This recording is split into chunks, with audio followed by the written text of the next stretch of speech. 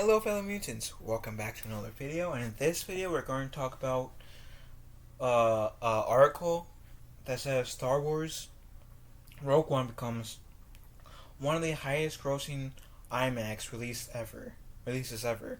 Now, if you guys had followed me on Twitter or Instagram, you guys will have seen that I was one of those people that went to see Rogue One when was really released on Friday. It was all like one day thing. I was going to just watch the first viewing, but I should have thought about it and try to book my seat, because the seats like about 15-20 minutes later were booked, so I was able to see the second showing, right? Cosplay as a Jedi. And I just want to watch Rogue One, right? Because Rogue One is my favorite Star Wars movie under the Disney umbrella. And if you guys went to see Rogue One, then you guys would have gotten this poster. I didn't realize that we were going to get a poster to the Cassian Andor show, but we did.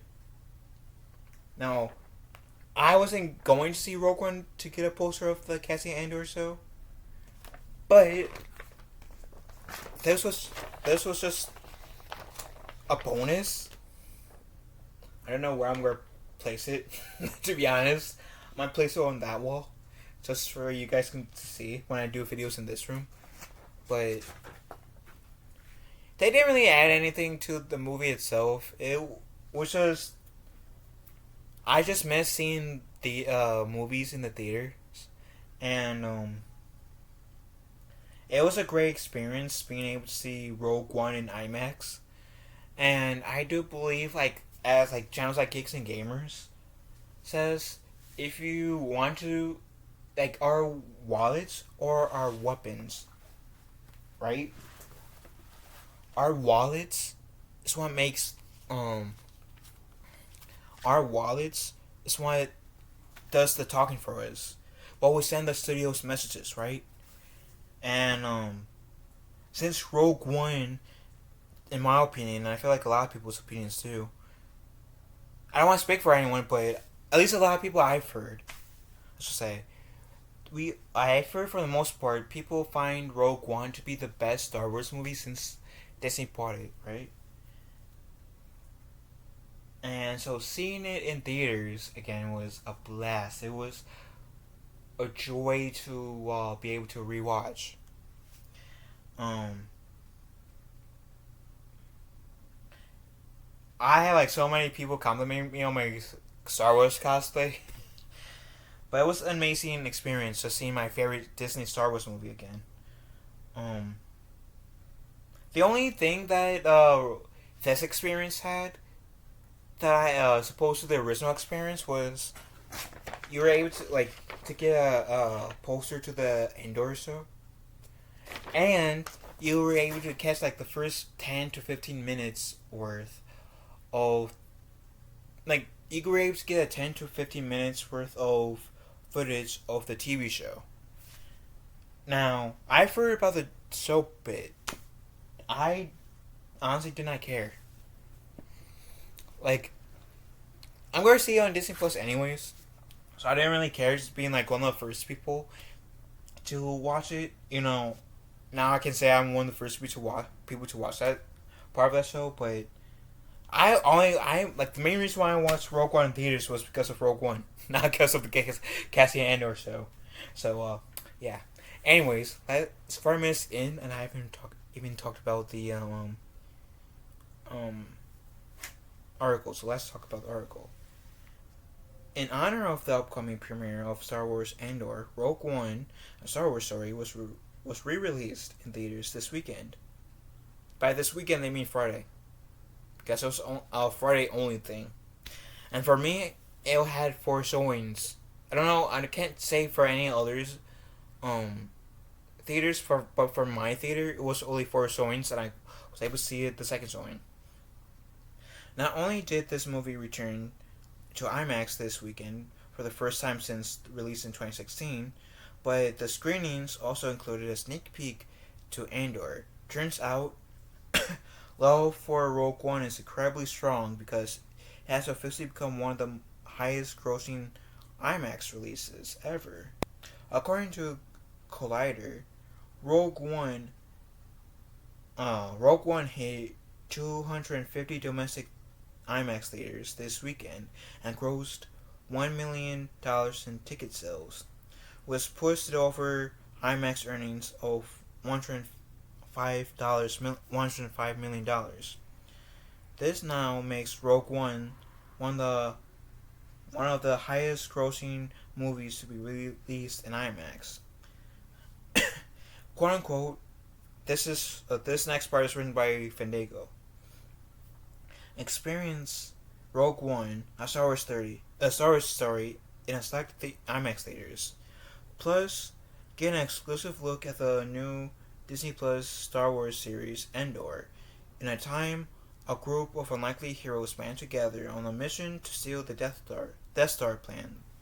Just steal the plans of the Death Star. There you go. The Empire's ultimate weapon of destruction.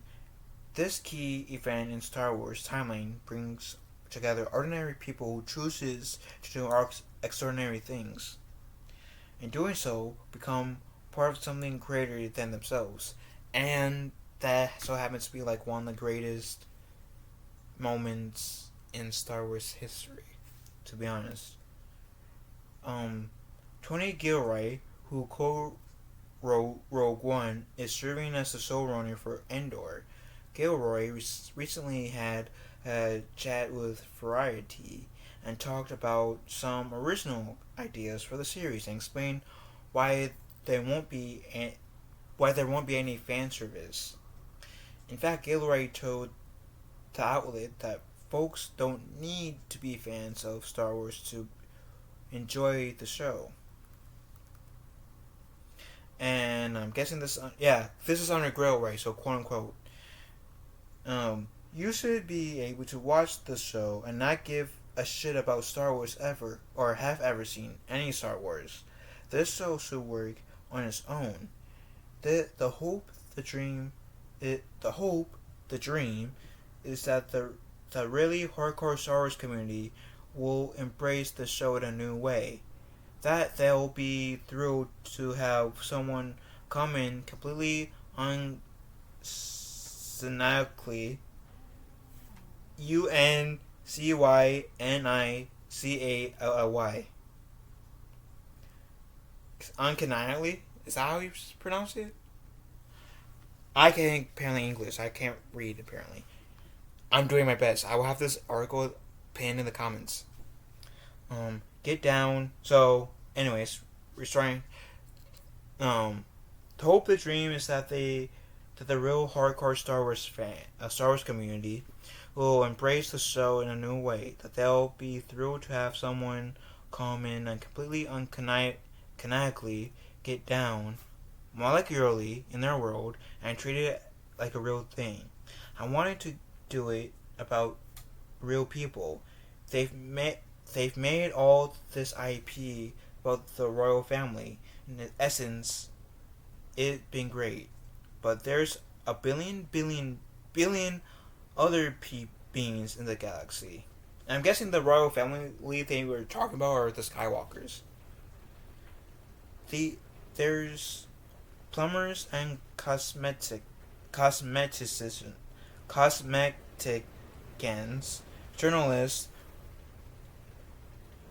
What are their lives like? The revolution is affecting them just as much as anyone else.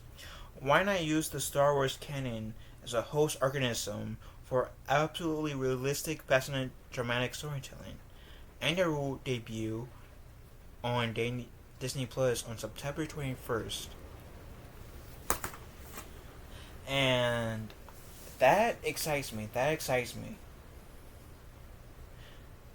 And I already knew they were re-releasing Rogue One to promote at the end or so. That didn't really bother me. But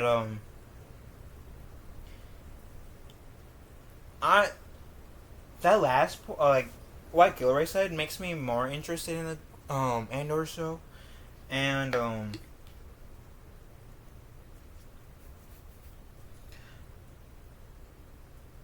I am looking forward to it more now than I was before. The two shows I'm most interested in now is Ahsoka and Andor. Especially, and the only reason why um I'm interested in Andor now is because the last part he said, which was I wanted to do it about the real people. They made all this IP about the royal family in essence. It's been great, but there's billion other beings in the galaxy. There's plunders and cosmeticians, journalists. What are their lives like? The revolution is affecting them just as much as anybody else.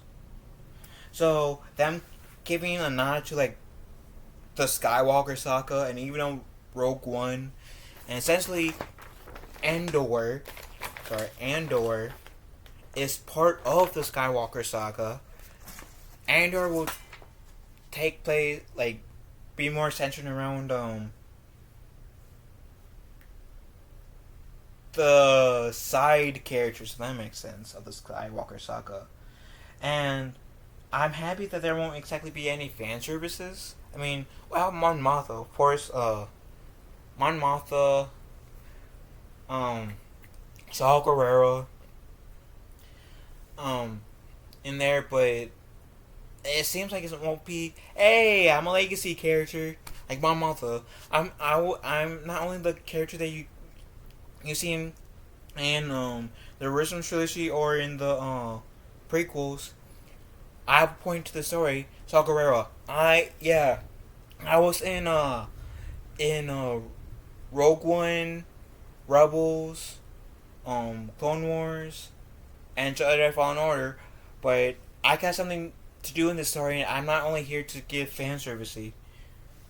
I'm interested. I'm very that makes me much more interested in it. And if we get like some like R2D2 and C3PO, I know that they will have a purpose for being in the show more than fan service, like just more than just to be a cameo.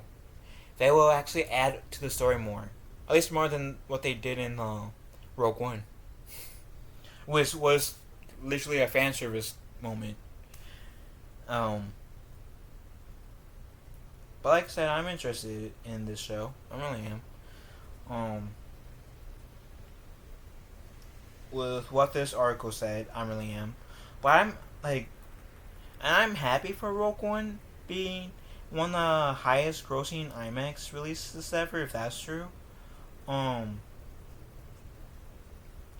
I do believe that Rogue One deserves this much praise. Um, Again, I was one of those people that went to see Rogue One in theaters on Friday, and it was an amazing experience. One that I will never ever forget.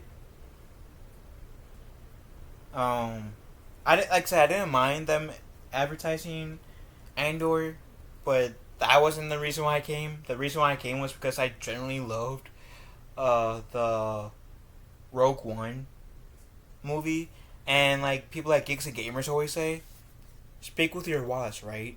If you really love something, let the companies know. If you don't like what something like the company's giving, also speak with your wallet. So yeah, I'm really interested in it. I'm happy. Happy, happy, happy, happy, happy, happy.